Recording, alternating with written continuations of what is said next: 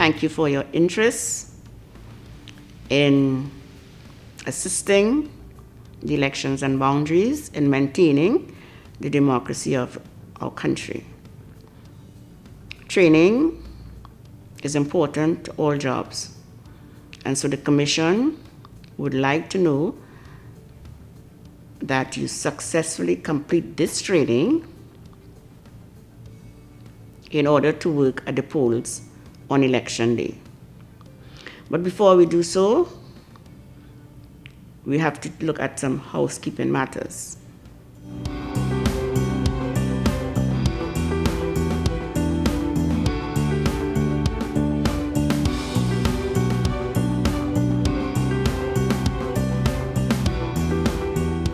First, let us look at punctuality.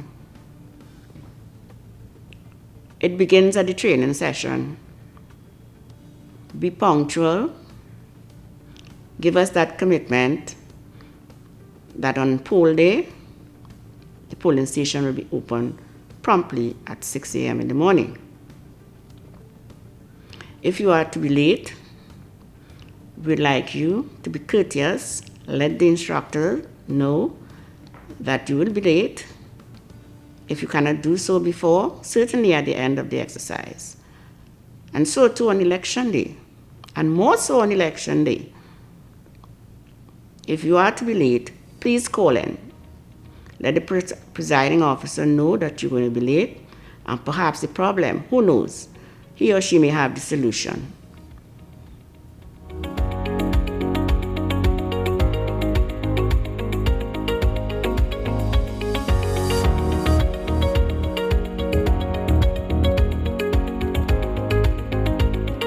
Dress code, clothing. Be sure to dress professionally. You are representative of the Elections and Boundaries Commission on that day and even starting from now. So, we would like you to be modest in dress.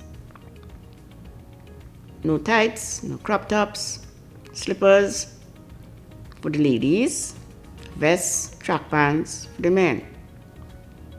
And most of all, do not wear party colors.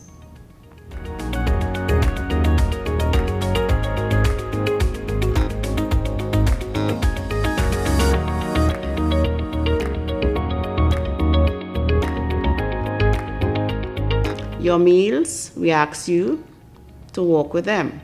Provide your own meals.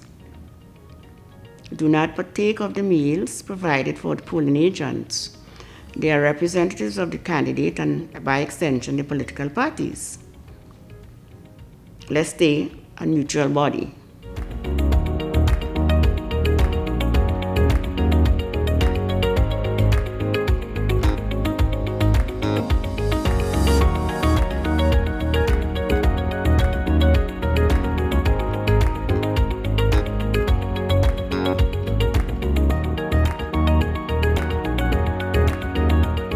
Arrival at the polling station. You are asked to arrive at the polling station at 4 a.m. in the morning. That is early. So, even at this point, we ask you to know each other, get to know each other, get to know their numbers, where they live, so that you can do some carpooling. We ask you to be there at 4, 2 hours before, so that you can post your signs and notices, distribute your supplies to the staff, since having visited the station the day before, you would have arranged your furnitures. Be sure to know who has the keys to your building. Perhaps it may be a caretaker, a cleaner. Just know who is going to open that building on the morning of the poll.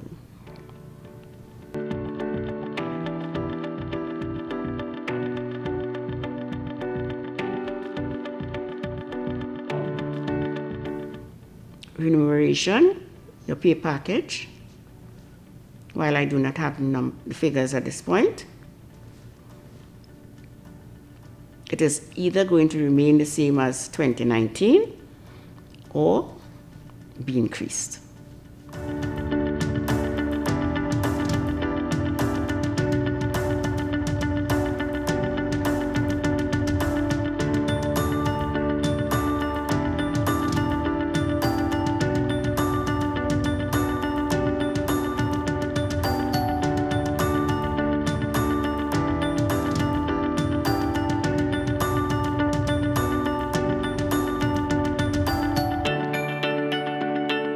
The criteria for pool day staff means that you must attend the training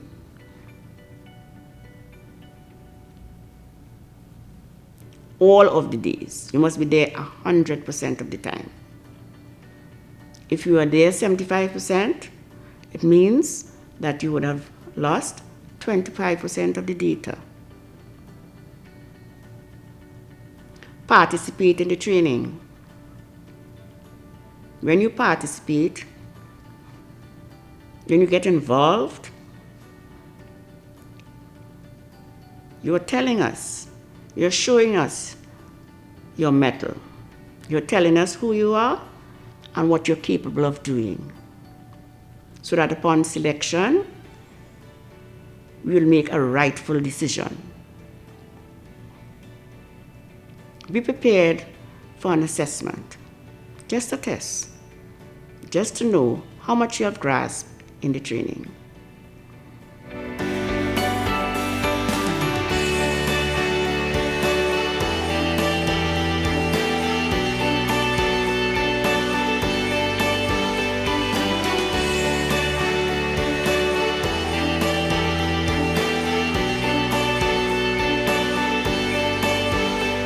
Upon selection,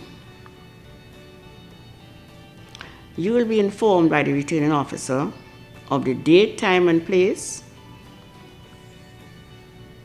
where you will receive your letter of appointment and a declaration of secrecy will be administered to you.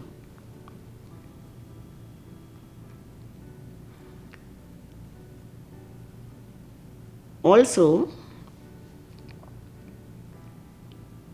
during this training, you'll receive an application for you to be granted special elector status. Please complete them. That application will ask where you would like your ballot to be sent.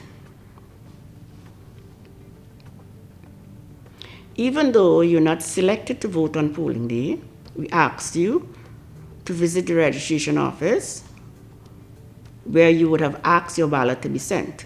Collect and vote as a special elector, which starts Monday before election at the Commission's office and ends Sunday before elections at the returning officer's office.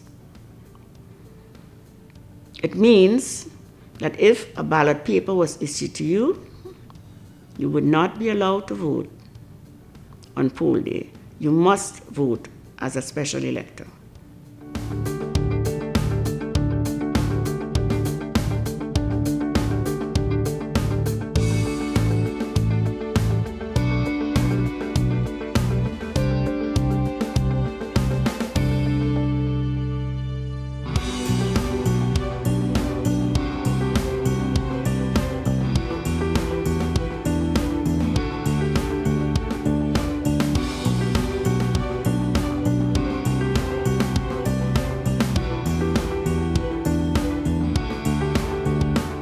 There are 4 categories of persons who have the authority to administer a declaration of secrecy. Returning officer, election clerk, to poll day staff, justice of the peace, to all persons involved in elections, and the presiding officer, who has limited authority to administer this declaration of secrecy, to the police officer assigned to the polling station, who comes on the morning without a declaration, and the companion of the blind, visually impaired, or physically challenged person on election day.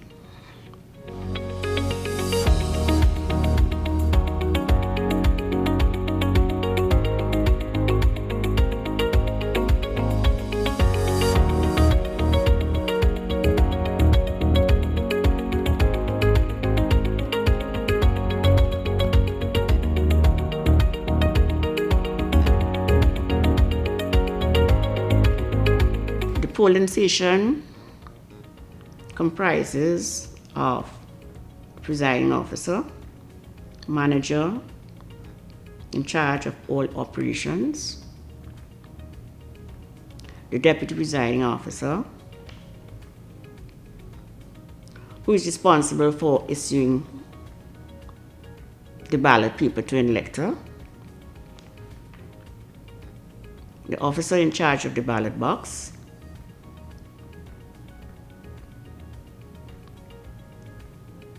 who needs to monitor these boxes and ensure that every elector immerses their finger in the electoral ink. There's a poll clerk manning the red line, persons with minor problems, and that poll clerk would administer affirmations where there is doubt.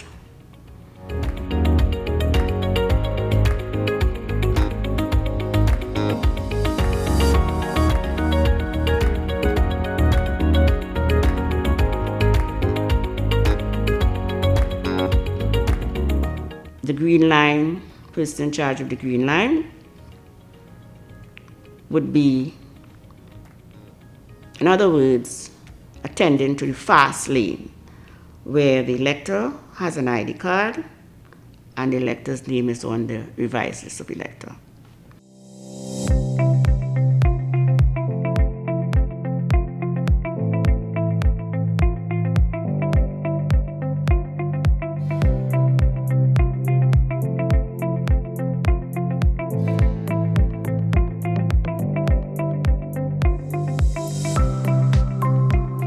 There'll be an information officer seated outside of the polling station who direct the elector to the correct polling station. That person must locate the elector's name on the list for the polling station. If not found there, would have in her possession a list for the entire electoral district.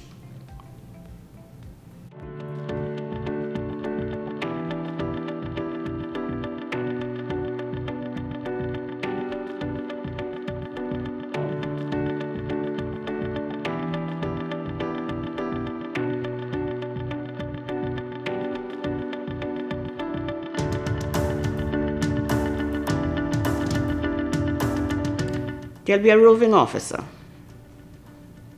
The roving officer, like yourself in this training, would have to score at least 90%. That person must own a motor vehicle and a good working one. Hired transport would not be permissible. The roving officer is a troubleshooter. He's the eyes and ears of the returning officer.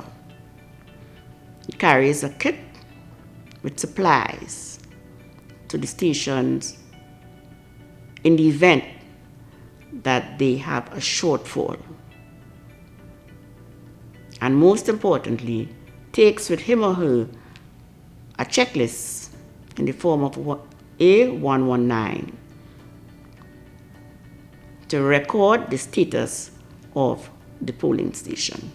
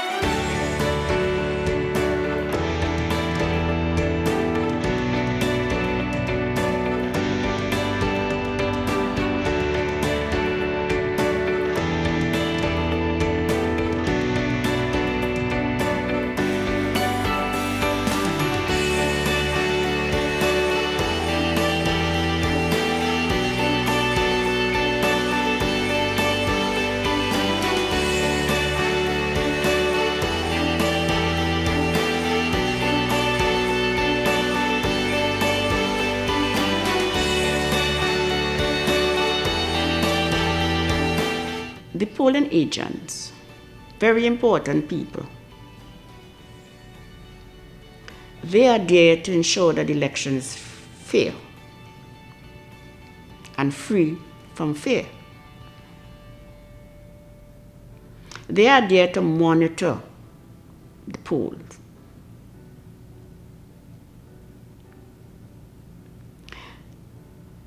The polling agents should be at the polling station at least by 5 a.m. in the morning.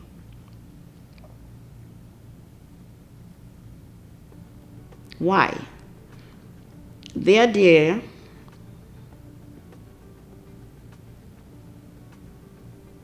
to seek the interests of the candidate. They have the authority to ask the presiding officer to examine the documents to be used at the polling station. But they have only that hour, 5 a.m. to 6 a.m.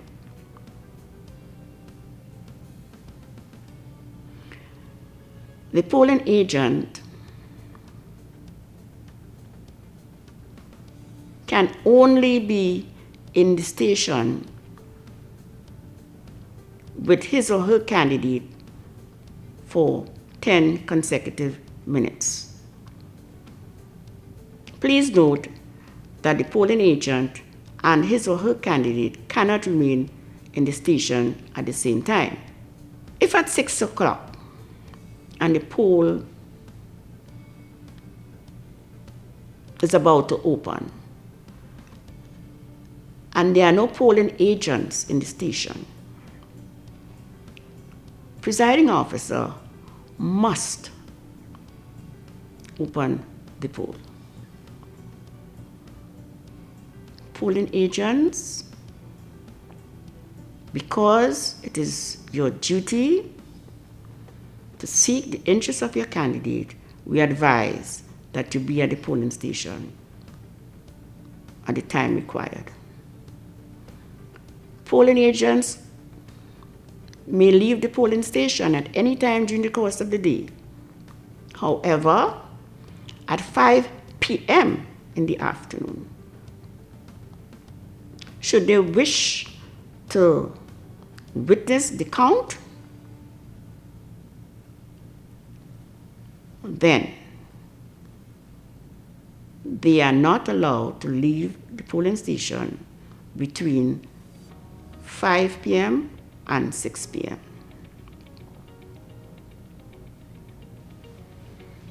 Because the polling agent is important, presiding officers must ensure they are properly seated at the polling station. They must be seated so that they can see and hear all the proceedings, the entire proceedings. But keep in mind that wherever they are seated, they must not be able to intercept the voter, the elector, before the person votes, during the process of voting, or immediately after the voter has cast the ballot. Oftentimes, the polling agent would come to the station with a copy of the list of electors. I want presiding officers to note that if there are any differences between the list used by the polling agent and that which was given to you by the returning officer, be not or do not worry.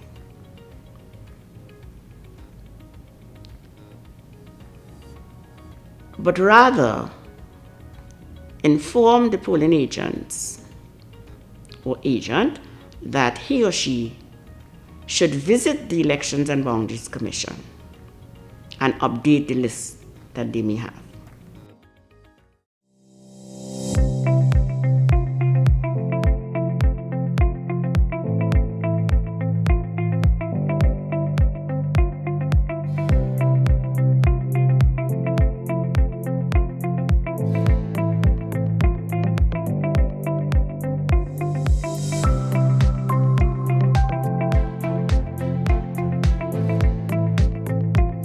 The police officer. The police officer, as we intimated earlier, must have a declaration of secrecy. If he or she doesn't, the presiding officer would administer a declaration of secrecy. The police officer's main function: to maintain law and order in the station. The police officer should monitor the 100 yards limit to ensure that what we know mock stations are not set up close to the polling station. The police officer is there to assist the presiding officer should there be unruly electors at the polling station.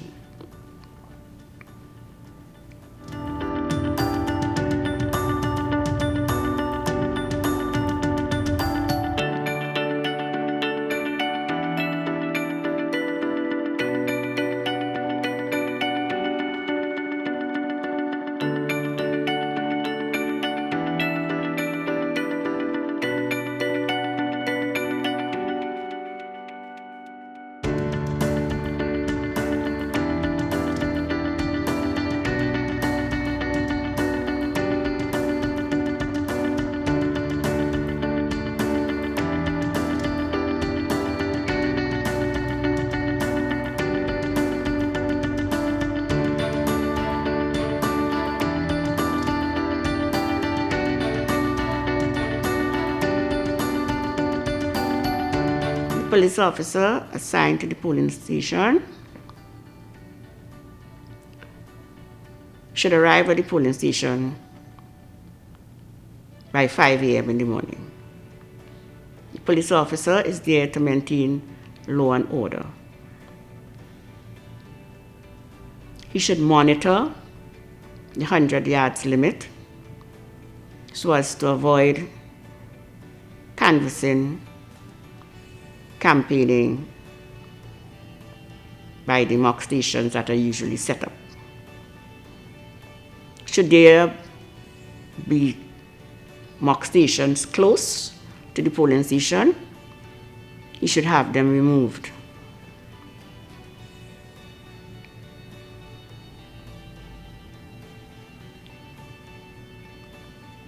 The police officer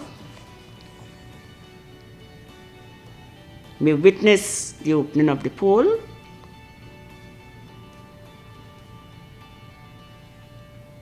if he is present.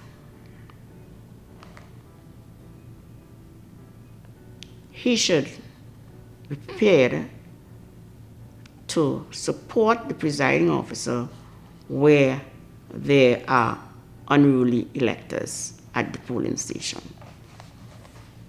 Senior officers of the police service who may come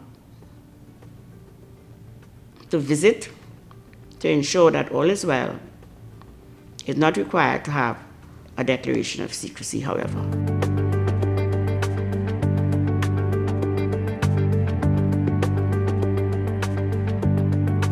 Prior to the opening of the poll, the presiding officer would have collected supplies and equipment from the returning officer, which he or she must check against the List D.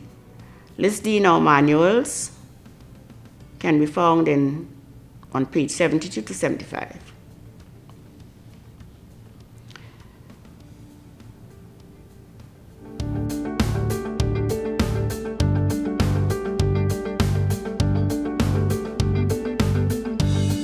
presiding officer must visit the polling station venue and ensure that the polling station is located on the ground floor.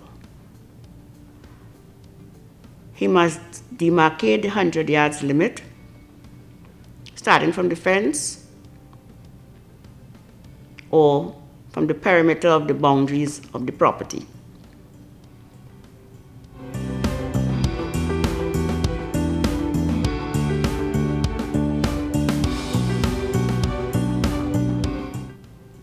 The presiding officer must arrange the furniture in the polling station and maintain the two-line system layout of the polling station. He or she must ensure where to get the keys to the building.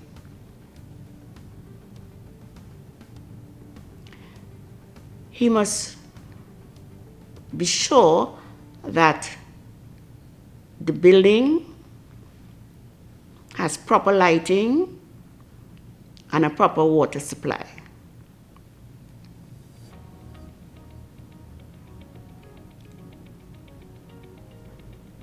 He or she should also,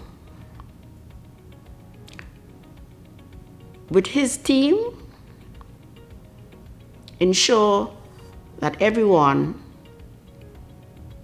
knows how to get to the station on the morning of the poll. Take their names, contact numbers, and provide transportation as far as practicable. One thing that they must bear in mind in choosing the polling stations, remember that we have wheel-bound electors, so that the space must be adequate to accommodate a wheelchair. We must keep that in mind all of the time.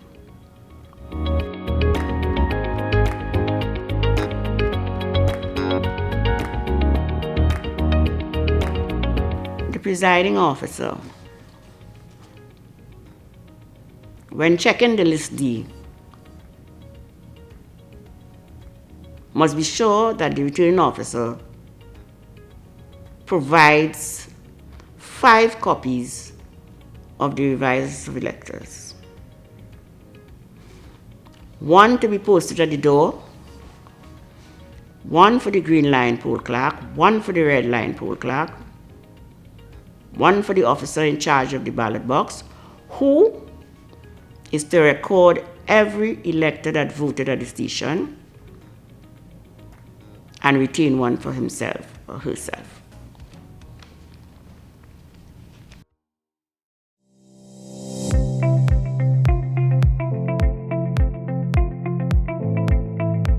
The presiding officer must provide the duplicate poll cards that are in strict alpha, as well as blank poll cards in the event that a duplicate card is not found for the elector. 2 copies of the revised list is given. 1 for the green line, 1 for the red line. 1 copy of the reference list is given. Both clerks must use this to verify the ID cards given by the elector. The reference list is similarly structured as the revised list, except that it has the elector's ID card numbers. The unit register or binder, which contains the registration record of electors, must be used by the red line poll clerk. A book of consecutive numbers must be used by both clerks. As the elector comes in, a number is assigned by both persons. Electors in the line of the green line, poll clerk, and persons in the line of the red line, poll clerk. An elector is assigned this number, and an X is made on the number assigned. The number is called out aloud for all in the station to hear and note. Affirmations. Affirmations, in other words, oaths. It's really an oath. It's done verbally by the red line poll clerk. As we said, there's one exception to that rule. Affirmation number 63, which is for an interpreter. It is noted that electors in the red line with minor problems or issues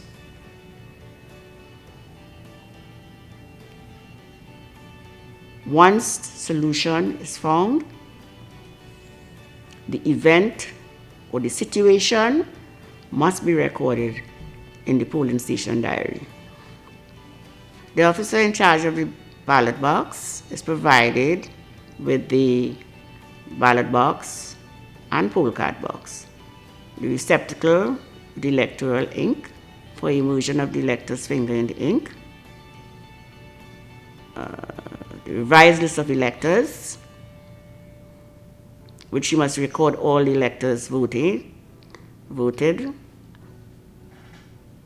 That officer must use a reading pen for marking on that list, that is the revised list. He must have a ruler to draw that line through the elector's name, and most importantly, tissue for the residual of ink, so that electors would not tarnish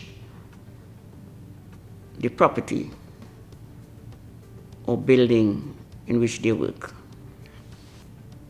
The presiding officer, as manager of the polling station, would have custody of all other materials to be used and used.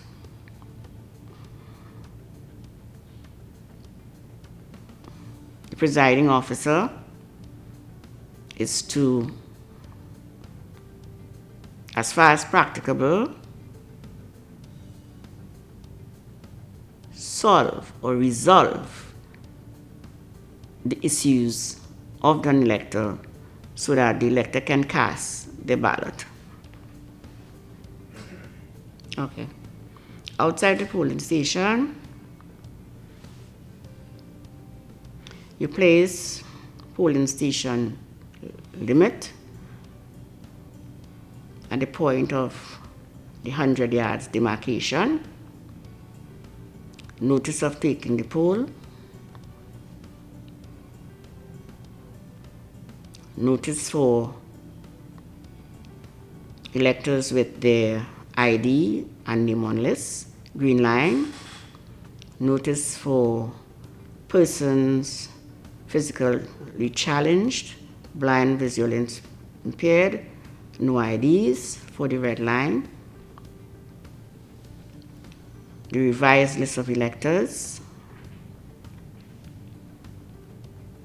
guidelines for voting on poll day. Inside, red and green line indicators on the floor, notice, X-stamp notice,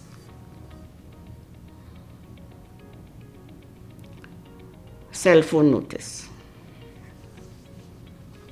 where to place the cell phone before going into the voting booth. The presiding officer, after distribution of the supplies to polling staff, must secure the extra ballots to be used, or ballots that are not yet in use, and the X-stamp in the carrying case. The electoral ink bottle must be placed into the Ziploc bag and be kept away from all other documents, which she must also secure.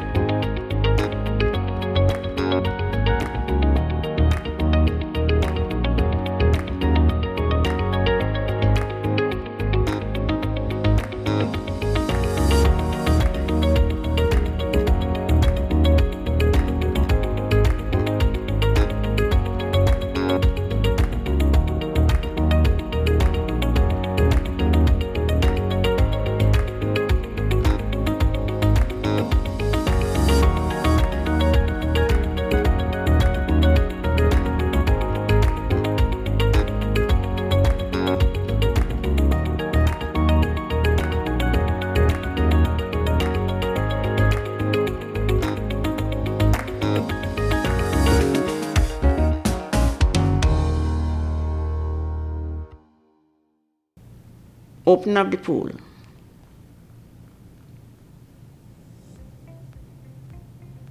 In accordance with the Representation of the People Act, a polling station must be open at 6 a.m. in the morning and close at 6 p.m. Polling staff is asked to arrive at 4 a.m. in the morning to ensure that all furniture is in place, tables and chairs, signs and notices are posted, those inside and those outside. The presiding officer, he or she, must have the polling staff synchronize their watches to carry at the same time. He or she must ensure that the information officer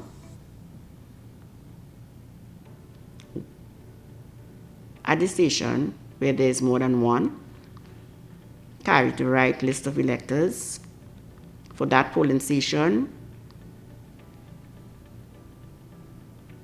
must ensure that the information officer has a chit to give to an elector whenever the elector's name is not found on the list of electors. Direct the elector to take that chit to the presiding officer for a check to be made at the unit register. The presiding officer, he or she, must also test the X-stamp to be used in the voting booth and by the deputy presiding officer.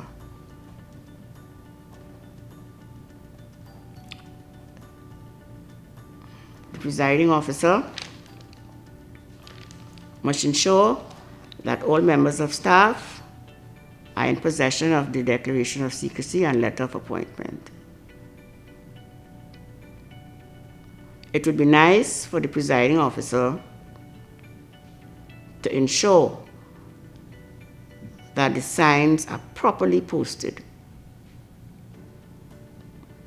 particularly those signs that direct or give directions to the elector.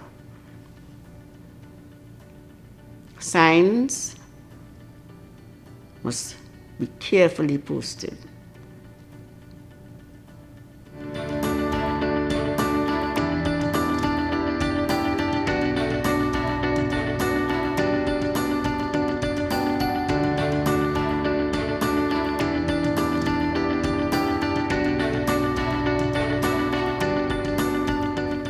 Having done these things, the presiding officer at 5:45 in the morning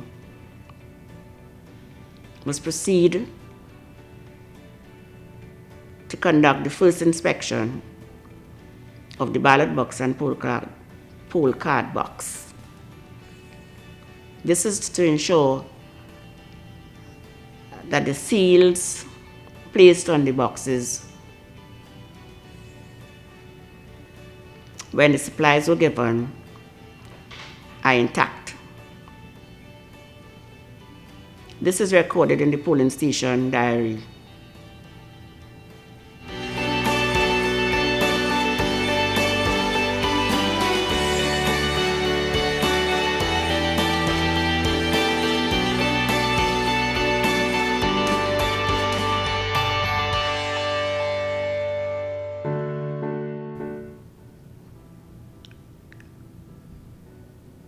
At 5:55 a.m., the second inspection of the ballot box is done.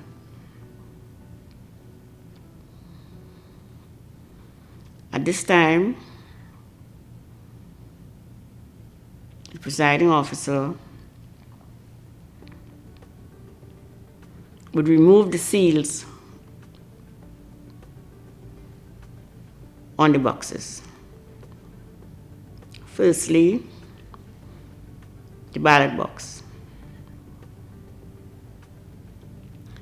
You would then extract the ballot papers from the ballot box.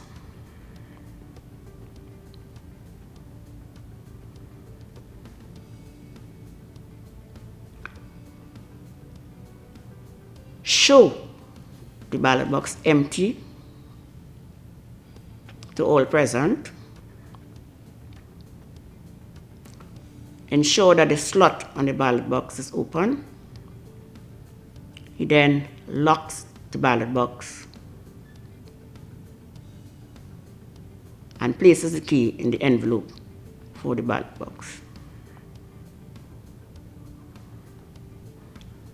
He then empties the poll card box and distributes to poll day staff. Shows this box empty, poll card box. Ensure that the seal over the slot is removed. Relock the poll card box. He then takes the two boxes to the table of the officer in charge of the ballot box. He places the boxes with their locks facing the public. It should be noted here that these boxes are not to be removed until the close of the poll, when the count is to begin.